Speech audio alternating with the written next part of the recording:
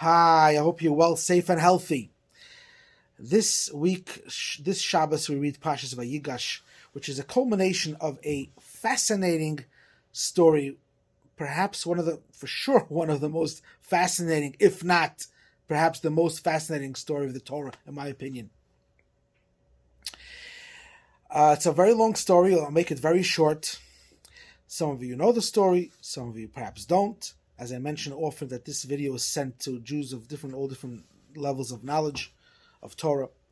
So, also, this story will answer us a question some of us might not know the answer to, and that is, we celebrate Passover for over 3,300 years, the Exodus of Egypt, who was freed from slavery from Egypt. How did the Jewish people end up in Egypt? So this story will answer this as well. So Jacob had 12 sons, which ended up to be the tribes of Israel eventually. And Joseph was one of his sons, and he loved Joseph more than the other ones. And eventually they became jealous. Again, in many details, read it yourself. Eventually, most of his brothers got together and sold him into slavery. He ended up in Egypt. And his master's wife wanted to have a relationship with him. And he said, "How could I do it? You're a married woman. How could I sin like that?" And she's bugging him. Finally, she grabs him. She grabs his coat, his garment. So he runs out. He leaves the garment in her hands, and he runs out of the house. She turns the tables, and she said that he wanted to abuse her. Joseph ends up in prison for 12 years for something he did not commit. You imagine how a person would be so destroyed, so depressed, so cynical of the wrongs of the world. Not Joseph. Joseph is very positive, to such an extent that one day, 10 years into his prison sentence, approximately 10 years into his prison sentence, he sees two of his fellow prisoners which are upset, and he tells them, "Madua pneichem roim hayoim." Why are you so upset today? What do you mean? They're in prison. This Egyptian dungeon. What do you mean, why are you upset? No, in Joseph's mind, every situation is from God, and there must be a good reason for it. And so he sees them upset, says, "Why are you upset?" And they tell him they have these dreams. He explains them their dreams. He interprets their dreams, and it comes true. One was killed, and the second one, the butler, the one in charge of the drinks of the king, goes back to his original post and serving the king.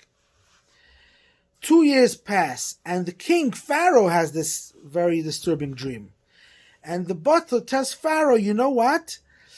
There's this Hebrew guy in prison that is very good at interpreting dreams.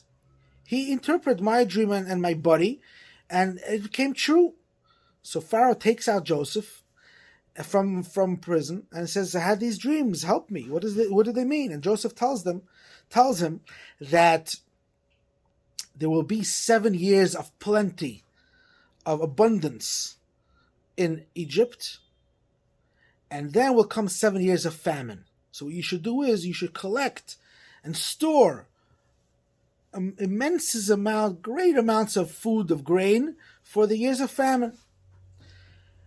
Paro loves the interpretation, and he immediately appoints Joseph to be second in command to Pharaoh, the viceroy, the vice president, or the second most powerful man in the world. Joseph becomes from a prisoner to a prince, literally overnight, not even in a moment. And the famine hits Canaan, which is today Israel, where Joseph's family is. They come down for food. Eventually, they come to Joseph. They don't recognize him. Eventually, Joseph really gives them a very hard time, and he sees that they repented. It's a whole long story you have to read about. They repented. They regretted their selling of Joseph. They regretted. They said they decided to be really how brothers really should behave. When he saw that happened, he immediately revealed himself to them, and he said, and he says, "I'm Joseph, and I'm your brother," and bring down father right away. And that's the way the whole family settled in Egypt. The whole Jewish family then of 70 people settled in Egypt, and for those few decades they lived very, very well.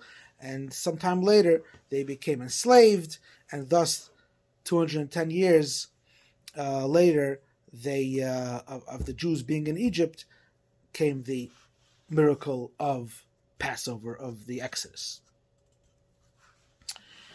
So, what do we have? We have one thing, one lesson.